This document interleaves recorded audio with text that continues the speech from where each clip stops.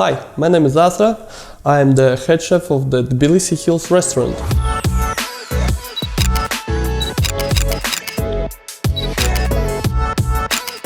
And today I would like to show you a little bit of my travel knife kit, and then I will give you a little bit advice how to work with your knives in your kitchen.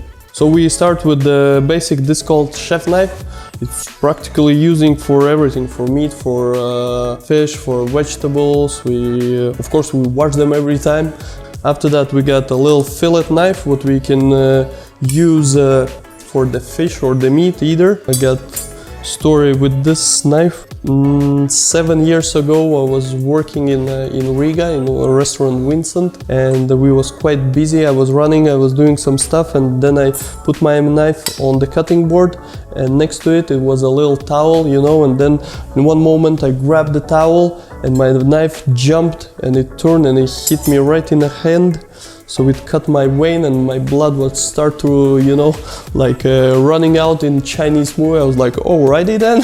So yeah, I put the glove, we carry on, we don't stop in the kitchen, we finish the service, we send our food, and then we think about ourselves. So after that I went to hospital and they put some stitches on my hand. But yeah, as higher rank you are, like a chef, you work a little bit maybe less with knives.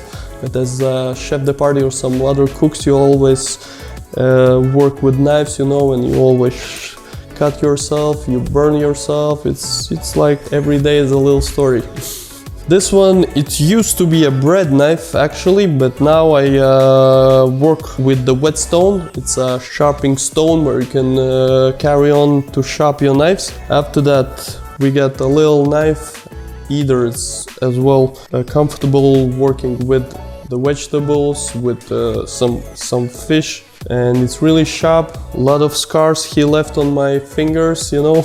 Then one of the most important things in the kitchen is the microplane. It's good wrapping the cheese, the zest of the fruit, of the citrus. If you got black truffles or something, you know, it's really good stuff. To get bag like this, it took me like, I don't know, maybe at least 3-4 years. Every year you buy some new knives, you always find your knife, your weight, and nice handle and nice blade and everything. I had before other Japanese knives, so this I have 2 years now. It was a present from my wife. And yeah, because as much as you're using whetstones, you know, the sharpening knife, it's become smaller and smaller each time. So last my knife I was using for 4 years and it disappeared around 1 centimeter. So yeah, this is my favorite knife. I work with it every year and every day, you know. The most expensive knife, I think this one, it costs around 150 euros. It's come from Japan, as well it's handmade, but yeah, someone prepare other countries, you know, but I think actually the Japanese knives are still good. The techniques how they are making their knives by folding metal, smashing with the hammer and folding over and over again, like a puff pastry, you know. And it's called, the knife called Damascus. When you get that blade, you can see layers of the steel. You know, that's why I think Japan are doing their best knives. And if you decided to buy a good knife but you don't know how to do it, little advice is just define the knife what is nice in your handle, because every hand is different, you know, about your weight as well. You just hold it a little bit and imagine how you're gonna cut your vegetables or something for a little bit longer time period, 10-15 minutes. It's not supposed to be too heavy for you, because your hand gonna be tired and be just not comfortable to work with it. I would recommend to find the maximum 50 euros, and it's gonna be more than enough.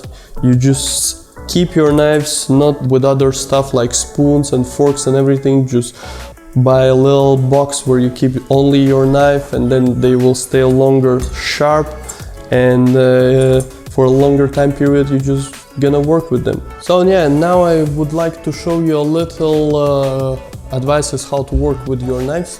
Just put some wet paper towels, so it's not moving, you know, when you work, and you work hard with knife, so it's just stable, you know. So if you need to cut, you know, cucumber, the technique is different way of cutting, you know. One is like chopping, another one is cutting like that, other you can go backwards, you know. It depends how you prefer, how it's easier for you.